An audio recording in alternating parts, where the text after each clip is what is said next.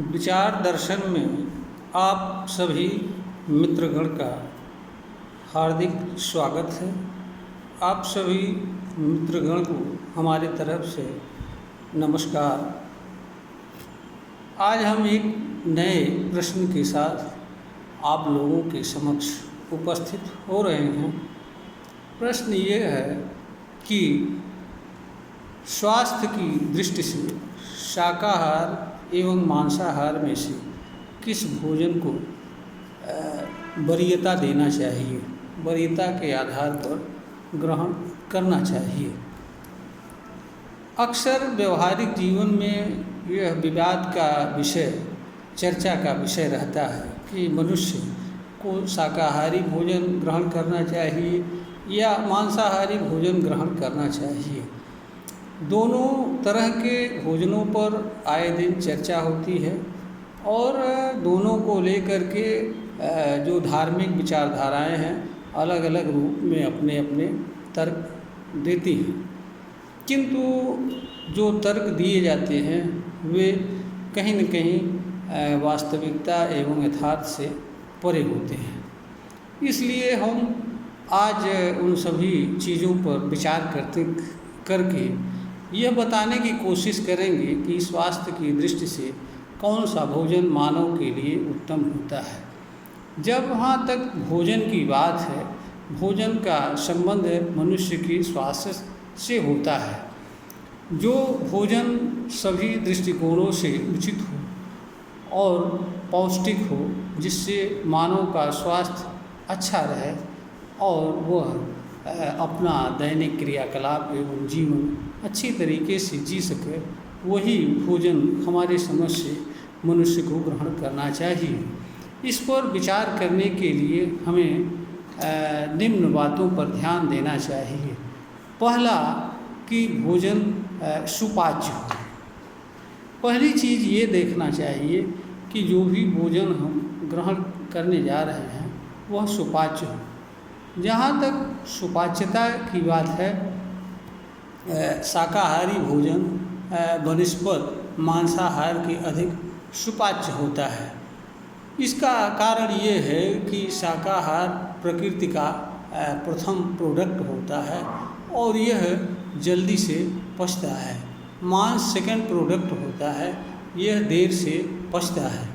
अगर हम इस दृष्टिकोण से देखें तो जो शाकाहार होता है वह बनस्पत मांसाहार के उचित होता है, क्योंकि अगर भोजन सुपाच्य न हो, हम ऐसा भोजन करें जो ठीक तरह से ना पचे, तो वह स्वास्थ्य के लिए उचित नहीं होगा, वह बल्कि स्वास्थ्य के लिए हानिकारक होगा।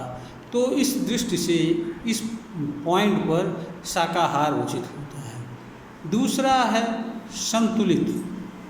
जहाँ तक संतुलित भोजन की बात है, भोजन में चाहे शाकाहार हो या मांसाहार हो, कोई ऐसा भोजन नहीं है कि जिसमें अन्य तरह की चीज़ों को न मिलाया जाना पड़ता हो। नेचर में केवल दूध एक ऐसा पदार्थ है जो है मनुष्य को जितनी चीज़ों की आवश्यकता होती है वह सभी चीज़ें संतुलित मात्रा में उपलब्ध होती हैं।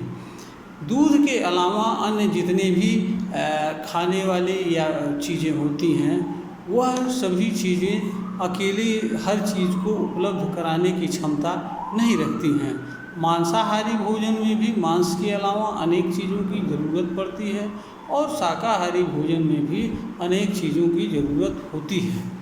लेकिन यहाँ पर भी अगर आल कार्नर से देखा जाए तो मांस ताकत की दृष्टि से अधिक अच्छा प्रतीत होता है, क्योंकि इसमें प्रोटीन अधिक होता है और ग्रोथ जल्दी होता है।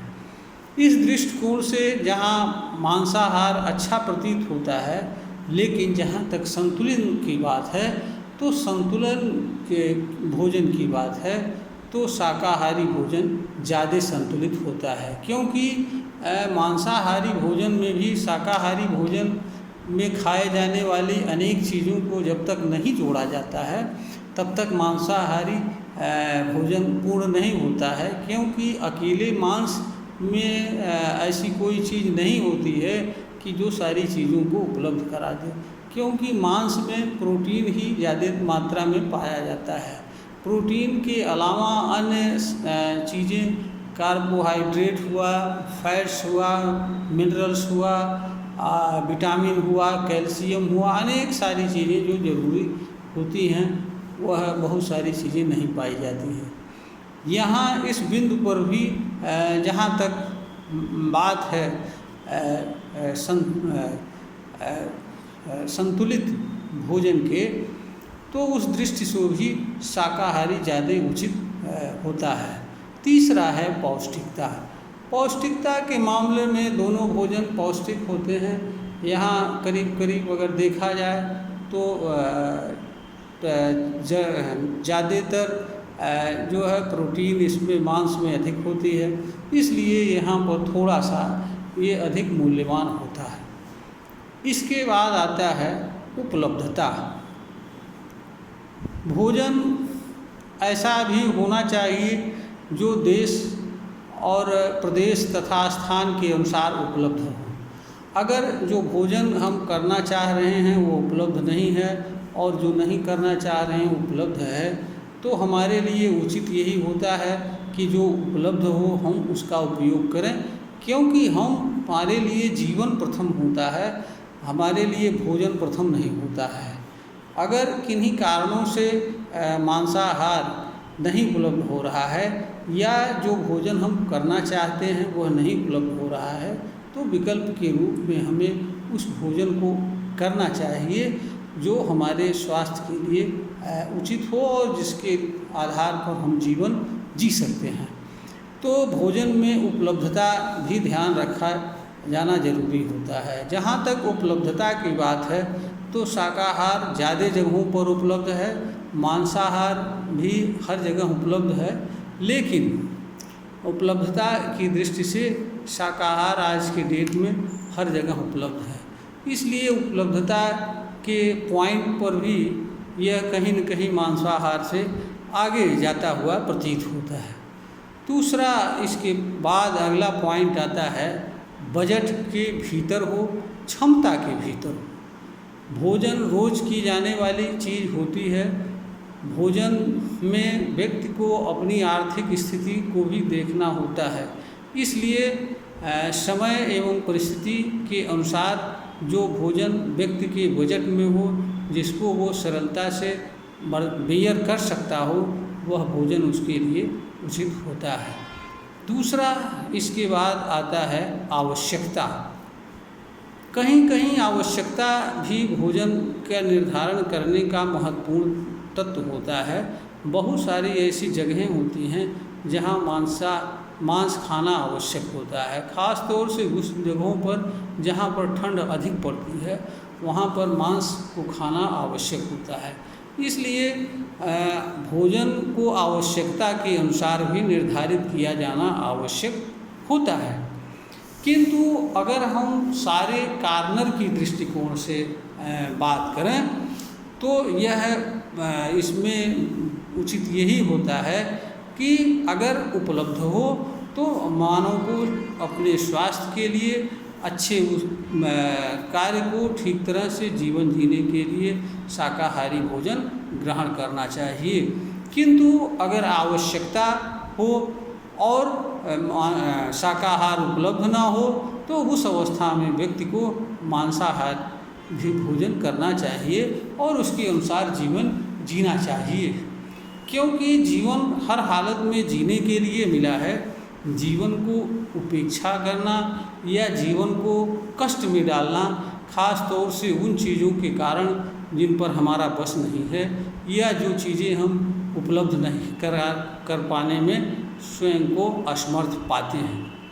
इसलिए विचार दर्शन यह कहता है कि अगर भोजन उपलब्ध हो शाकाहार तो हर मनुष्य को अपने स्वास्थ्य के लिए, संतुलित भोजन के लिए, पौष्टिकता के लिए जो है और सुपाच्यता के लिए की दृष्टि से शाकाहारी भोजन को ग्रहण करना चाहिए। हाँ, अगर मांस खाना आवश्यकता हो और शाकाहार उपलब्ध न हो तो उस दशा में मांस को भी खाना चाहिए या इस तरह की चीज़ें खाना चाहिए जिससे उसे जो उसको गर्मी प्रदान करने वाली हो। ठंडी जगहों पर मांस को खाना ज़्यादा उचित होता है। इसलिए स्वास्थ्य प्रथम होता है। स्वास्थ्य परिस्थिति, आवश्यकता एवं उपलब्धता के अनुसार जो भोजन उचित हो उसे ग्रहण करना चाहिए। किसी भी भोजन को अच्छा या बुरा कहना, मानना या इस तरह के विचार रखना किसी भी दृष्टिकोण से, बुद्धिमानी से, समझदारी से, ज्ञान की दृष्टि से उचित नहीं होता है। हाँ, किंतु आल कार्नर से जहाँ तक बात ये है कि अगर मानव के पास उपलब्ध हो तो उसे अपने स्वास्थ्य के लिए, सुपाच्य के लिए, संतुलित भोजन की दृष्टि से और बजट की दृष्टि से उसे शाकाहारी भोजन ग्रहण करना चाहिए। अगर शाकाहारी भोजन उपलब्ध नहीं हो तो विकल्प के रूप में मांस या अंडा वगैरह सेवन करना चाहिए, अथवा अगर इस तरह की आवश्यकता हो तो वहाँ पर भी मांसाहारी भोजन को ग्रहण करना चाहिए। किंतु किसी भी भोजन के प्रति अपने भीतर किसी तरह का पूर्वाग्रह या भेदभावपूर्ण विचार या धारणा नहीं रखना चाहिए। भोजन को स्वास्थ्य के निमित्त ग्रहण करना चाहिए। इसके अलावा और किसी चीज़ के निमित्त भोजन को ग्रहण करना उचित नहीं होता है। भोजन के साथ किसी विचार को ग्रहण करना, भाव को ग्रहण करना वह अनुचित होता है, क्योंकि भोजन के साथ किसी तरह के विचार एवं भाव को जोड़ना तथा उसे भोजन के साथ ग्रहण करना, आत्मसात करना, यह मानव के लिए घातक होता है। इससे मानव के अंदर भोजन के प्रति अलग अलग तरह के भेदभावपूर्ण विचार उत्पन्न होते हैं और यह विचार इस तरह के भोजन को ही ग्रहण करने वालों के प्रति पैदा होते हैं, जो किसी भी दशा में उचित नहीं होते हैं।